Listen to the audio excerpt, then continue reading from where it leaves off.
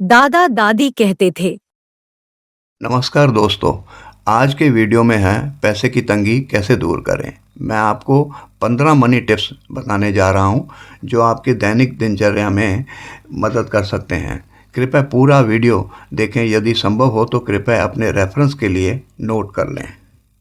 में पहली टिप्स है, पैसे से नफ़रत मत करें। यदि आप अधिक पैसा आकर्षित करना चाहते हैं तो अपने फाइनेंस के बारे में सोचना शुरू करें। आप कैसे अधिक पैसा कमाएं और आप कैसे बचत करें। पैसे में शक्ति है, चाहे कैसे भी कमाया जाए, किसी भी रूप में पैसा आए। वे लोग जो कहते हैं मोह माया से दूर रहें, वही लोग लाखों कमाते हैं और आपको शिक्षा देने के बाद कहते हैं पैसा साथ नहीं जाएगा, पर जब तक जिंदा है ये हमेशा काम आएगा। दूसरा पॉइंट आता है, खर्च कम रखें, देनदारी कम करें। आपके पास जो पैसा है उसके अनुसार जीवन जिएं। मुझे चाहिए आपके फाइनेंस के लिए सबसे ख़तरनाक शब्द हो सकता है। अपने खर्चों में आप ये चुन के रखिए कौन सी आपको खर्चा आवश्यक है और कौन सा आपका लग्जरी वाला खर्चा है। उसी हिसाब से आप खर्चा करिए। जो चीज़ें आपको बहुत ज़्यादा आवश्यक हैं उन्हीं के ऊपर ट्राई करें खर्चा करने की। तीसरा पॉइंट आता है, अपने एफर्ट्स प्रयासों को इनकम प्रोड्यूसिंग एसेट्स खरीदने में ही केंद्रित करें। पहले आप उन्हीं एसेट्स को परचेज़ करें, मान लो वहीं पे इन्वेस्ट करें जहाँ पे आपको इनकम होती हो। जैसे कि आप एफडी में करते हैं या पीपीएफ में अपना पैसा इन्वेस्ट करते हैं कि जहाँ से आपको इनकम होती हो। कोशिश करिए पहले आपको उधर ही वही खर्चा करना है जहाँ पे आपको इनकम जनरेट होती हो। और अगर मान लीजिए आपको कार ख़रीदनी है तो कार के लिए रुक जाइए जब तक कि आप उसके लिए इनकम जनरेट ना कर सकें। चौथा पॉइंट आता है, कभी भी एक ही आय पर निर्भर ना करें। दूसरा सोर्स बनाने के लिए इन्वेस्टमेंट करें। कहीं ऐसा सोर्स बनाएं कि आपको दूसरी जगह से भी इनकम हो सके। एक आय आपकी आवश्यकता, जो अपनी नेसेसरी चीज़ें हैं उनको पूरा करने के लिए होना चाहिए और इच्छाओं को, और अगर दूसरी इनकम जो सी है वो इन्वेस्टमेंट के लिए होनी चाहिए। हमेशा ट्राई करें कि दो तरीके की आपकी इनकम हो, एक तो आपकी रेगुलर इनकम हो और दूसरी आपकी इन्वेस्टमेंट पर्पज़ के लिए आप जहाँ पे इन्वेस्ट कर सकें उसके लिए कमाने। पाँचवा पॉइंट है, यह अधिकतर कहा जाता है कि आय माइनस व्यय इक्वल टू बचत। मतलब कि इनकम में से अगर हम एक्सपेंसेस लेस करें तो वो हमारी सेविंग होती है, लेकिन वास्तव में ये सच नहीं है। इनकम में से सेविंग लेस करने के बाद जो हमारे पास बचता है वो एक्सपेंसेस होता है। खर्च करने के बाद जो बचता हो उसे बचाएं नहीं, बल्कि बचत के बाद जो बचे उसे खर्च करें। इसमें छठा पॉइंट आता है, अपना मंथली बजट बनाएं। जैसे कि 80-20 का बजट। इसमें 20% सबसे पहले आप बचत करें। जब बचत 80-20% हो जाएगी तो बाकी जो डिफरेंस जो सा 80% है वो आप फ्रीली आप खर्च कर सकते हैं। सातवां पॉइंट आता है कि स्वास्थ्य अधिक महत्वपूर्ण है। हर एक आदमी के लिए हेल्थ जो सी है वो सबसे ज़्यादा इम्पॉर्टेंट है। और आपने जितनी भी सेविंग करी हुई हो, अगर मान लीजिए एक बारी भी आपकी तबीयत ख़राब हो जाए, आपको हॉस्पिटल जाना पड़ जाए, जितनी आपकी सेविंग है सारी ख़त्म हो जाएगी। इसके लिए आपको कम से कम 5 लाख रुपए तक का हेल्थ इंश्योरेंस लेना ज़रूरी है। आप अपने हेल्थ इंश्योरेंस रखें जिससे आपको इमरजेंसी में जब कभी आप बीमार हों तो उसके लिए काम आ सके। और एक इसमें और सुझाव है कि आपको टर्म इंश्योरेंस कम से कम 1 करोड़ रुपए का लेना चाहिए। टर्म इंश्योरेंस का ये फ़ायदा है, मान लीजिए कल कोई अनहोनी हो जाए तो 1 करोड़ रुपया जो सा है वो आपकी फैमिली के लिए, चाहे वो इतना सफिशेंट नहीं होगा लेकिन आपकी फैमिली के लिए बहुत ज़्यादा ठीक होगा और वो अपना आगे की लाइफ आराम से बिता सकते हैं। इसमें आठवां पॉइंट है, आपके पास एक इमरजेंसी फंड अवश्य होना चाहिए। किसी भी कीमत पर कम से कम 10 ग्राम सोना अपने इमरजेंसी फ़ंड के लिए ज़रूर ख़रीद के रखें। मैं सोने के लिए इसलिए कह रहा हूँ कि गोल्ड जो सा है किसी भी टाइम पे आप आराम से उसको बेच सकते हैं, मार्केट में बेच सकते हैं और आपको इमरजेंसी फ़ंड के लिए काम आ सकता है। मान लीजिए आपने कोई प्रॉपर्टी ख़रीदी हो या लैंड ख़रीदी हो, अगर आपको इमरजेंसी आ जाए तो वो एकदम नहीं बिक सकती। इसलिए इमरजेंसी फ़ंड के लिए आपको कुछ कैश अगर घर में रखा हो या गोल्ड जो सा है चाहे 10 ग्राम ही हो वो भी आप अपने इमरजेंसी फ़ंड के लिए रख सकते हैं। अगर अभी तक आपको ये वीडियो पसंद आ रहा है तो कृपया वीडियो को लाइक और सब्सक्राइब करना ना भूलें, ताकि आप समय पर न्यू नोटिफिकेशन प्राप्त कर सकें। कृपया सही जानकारी के लिए वीडियो को अंत तक देखें। 9वां पॉइंट है, मैं इन्फ्लेशन से रिलेटेड बोल रहा हूँ। आप जो सेविंग करते हैं वो आपको मालूम है कि हर साल महंगाई बढ़ जाती है, और आज की डेट में पर्सनल जो इन्फ्लेशन है हमारी रोज़मर्रा की चीज़ों के लिए 9 से 10% तक है। तो आपको सेविंग इसी हिसाब से करनी है, इन्वेस्टमेंट इसी हिसाब से करनी है, जो कि आपके रिटर्न जो सा है एवरी ईयर कम से कम जल्दी से इंक्रीज़ हो सके, 9 से 10% तक आपका ज़्यादा इंक्रीज़ हो सके। इसके लिए आपको लॉ ऑफ कंपाउंडिंग यूज़ करना होगा। लॉ ऑफ कंपाउंडिंग का मतलब ये है कि आपको जो इंटरेस्ट जो सा था प्रिंसिपल के ऊपर तो मिलता ही मिलता है, और उसमें इंटरेस्ट जो सा है इंटरेस्ट के ऊपर भी आपको इंटरेस्ट मिलता है। तो इस तरीके से आपको इन्वेस्टमेंट करनी है आगे। जैसे आप देख लेंगे पीपीएफ जो सा अकाउंट होता है, पीपीएफ में आप जब डिपॉजिट करते हैं तो जो आपका प्रिंसिपल अमाउंट होता है उसके ऊपर तो इंटरेस्ट मिल ही रहा है, जो एवरी ईयर हर साल आपका इंटरेस्ट जो सा उसके अंदर ऐड हो रहा है उसके ऊपर भी आपको इंटरेस्ट मिल रहा है।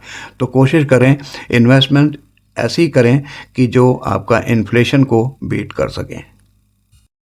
अब 10वां पॉइंट है, जो आप अपने बैंक में सेविंग में पैसा रखते हैं उस पे आपको मात्र 3% या बहुत ज़्यादा हुआ तो 4% तक इंटरेस्ट मिलता है। और आप कोशिश ये करें कि आप अपने बैंक से एक ऑटो स्वीप की सुविधा लें। ऑटो स्वीप में ये है कि आपका जो सेविंग के अंदर जो पैसा पड़ा हुआ है उसके ऊपर भी आपको एफडी का रेट मिलता है, लेकिन उसमें कोई ऐसी वो रिस्ट्रिक्शन नहीं होती कि आप सेविंग में से पेमेंट नहीं निकाल सकते। आप सेविंग का अकाउंट एज ए सेविंग जैसा ही यूज़ करेंगे, लेकिन उसके ऊपर जो इंटरेस्ट लगेगा वो एफडी का रेट का इंटरेस्ट लगता है। हो सकता है 1% कम लगता हो, और ऑटो स्वीप की सुविधा लें। 11वां पॉइंट है, यदि आपको किसी चीज़ की ज़रूरत ना हो तो उसको ना खरीदें। कई बारी मार्केट में बोर्ड लगा होता है बाई 1 गेट 2 फ्री और 1 फ्री, इसके चक्कर में ना रहें। कई बारी ये भी होता है कि आप इसको ख़रीद लीजिए, उधार खरीद लीजिए, और इसके ऊपर रेट ऑफ इंटरेस्ट बहुत ज़्यादा कम होगा, तो तब भी लोग बार फंस जाते हैं। आप अवॉइड करें डे ट्रेडिंग या स्पेकुलेशन। इस तरीके की ट्रेडिंग से आप अपने आप को दूर रखें, ये आपको फंसाने के तरीके हैं। पैसा कमाने के लिए आपको सारा अपना पैसा सेविंग में रखने की ज़रूरत नहीं है, आपको उसमें एक इन्वेस्ट भी करना होगा जिससे आपको रिटर्न ज़्यादा से ज़्यादा मिल सके। लेकिन इन्वेस्टमेंट करने के लिए जो आप फाइनेंशियल इंस्ट्रूमेंट या प्रोडक्ट्स कहीं भी आप लगाते हैं, तो शेयर्स में लगाएं या बॉन्ड में, संपत्ति में लगाएं, टर्म डिपॉजिट में, किसी चीज़ में भी लगाएं, लेकिन एक चीज़ का ध्यान रखिए, अगर आप शेयर्स में, बॉन्ड्स में, म्यूचुअल फंड में लगाते हैं तो कम से कम इतना ध्यान रखिए कि उसके लिए रिसर्च आपकी बहुत ज़रूरी है। आपको ये पता होना चाहिए कि आप किस कंपनी में किस जगह इन्वेस्ट कर रहे हैं, कहीं आपका वो सेफ़ है वो पैसा, कंपनी अच्छी रिलायबल कंपनी है, तभी आप इन्वेस्ट करें, नहीं तो आपकी जो सेविंग है वो भी आपकी सारी वेस्ट हो जाएगी। 13 में हमें यह है कि आपको इनकम कमाना कोई इतना मुश्किल नहीं है, लेकिन सबसे ज़्यादा मुश्किल है कि इनकम जो आपकी कमाई हुई है, आपने वेल्थ में लगाया है, प्रॉपर्टी में लगाया है, किसी जगह भी आपने इन्वेस्ट किया है, उसको मेंटेन करना सबसे ज़्यादा मुश्किल है। आपको पूरी नज़र रखनी पड़ेगी हर चीज़ के ऊपर कि जहाँ आपने इन्वेस्ट किया है, जो आपने वेल्थ क्रिएट करी है, वो सही ढंग से सही बिल्कुल ठीक ठाक है। कहीं ये नहीं है कि वो आपकी किसी और ने कब्जा कर लिया या आपके हाथ से निकल गई तो आपकी जितनी सेविंग है सबकी सब वेस्ट हो जाएगी। तो आपको सिर्फ सेविंग करके इन्वेस्ट करना ही नहीं, आपको उसको सही ढंग से बचाना भी है कि जो आपने सेविंग कर रखी है वो सही जगह से आपको बाद में उसकी इनकम सही मिल सके। 14वां पॉइंट है, मैं आपको 5 टिप्स बतलाता हूँ हाउसिंग लोन के लिए, जिससे कि आप सही ढंग से अपनी इनकम बचा सकें। ये हमारा जो पॉइंट है इसमें हम इसको बोलते हैं 5, 20, 30, 40, 50। मतलब ये इसका रूल है, इसका 5, 20, 30, 40, 50। ये इसलिए मैंने बोला है। पहला है, लोन आपकी सालाना आय जो सी है उससे 5 गुना से ज़्यादा नहीं होना चाहिए। जो भी आपकी ईयरली जो सी इनकम होती है उससे 5 गुना से ज़्यादा नहीं होना चाहिए। और लोन जो है 20 साल से ज़्यादा ना रखें, दूसरा पॉइंट है। तीसरा पॉइंट है, आपकी जो EMI है 30% 30% से अधिक नहीं होनी चाहिए। आपकी जो मंथली इनकम है, मंथली इनकम से 30% से ज़्यादा नहीं होनी चाहिए। और चौथा पॉइंट है, अगर आपकी उम्र 40 साल से ऊपर हो गई है तो कम से कम आपको हाउसिंग लोन नहीं लेना चाहिए। और पांचवा पॉइंट है टोटल जितनी भी अगर आपने लोन ले रखा हो, कुछ भी और भी किसी चीज़ पे, कार पे भी लोन ले रखा हो और भी ले रखा हो, तो टोटल आपकी जो ईएमआई बनती है, मंथली ईएमआई, वो 50% से आपकी मंथली इनकम की 50% से अधिक नहीं होनी चाहिए। तभी आप सेविंग कर सकते हैं, नहीं तो सेविंग भी नहीं कर पाएंगे ढंग से। 15 पॉइंट जो है वो ख़ास तौर पर उन लोगों के लिए है जो कोई बिजनेस करते हों। कभी भी अपनी कोई बिजनेस से रिलेटेड फिक्स असेट जो सी है वो अपने पैसे से ना खरीदें। जब भी ख़रीदना हो तो आप बैंक से लोन लें और अपना पैसा जो है वो उपयोग करें, उसको सही जगह से रिटर्न, जहाँ से उसको कंपाउंडिंग से रिटर्न मिल सके, इस जगह पे इन्वेस्ट करें। मेन पर्पस ये है कि जब आप कंपाउंडिंग में अपना पैसा लगाएंगे तो आपको इंटरेस्ट से ज़्यादा इनकम होगी, और जहाँ आप बैंक से लोन लेंगे तो आपको लोन पे इंटरेस्ट कम देना पड़ेगा। और इससे एक चीज़ का और एडवांटेज होता है उनको कि जो आप बैंक से लोन लेंगे वो आप अपने खर्चों में क्लेम कर लेते हैं, और जो फिक्स्ड असेट्स आप परचेज़ करते हैं बिजनेस के लिए उसमें आपको और भी कई फ़ायदे हो जाते हैं। उसमें डेप्रिसिएशन आप इनकम टैक्स में क्लेम कर लेते हैं और आपकी सेविंग ज़्यादा से ज़्यादा हो जाती है।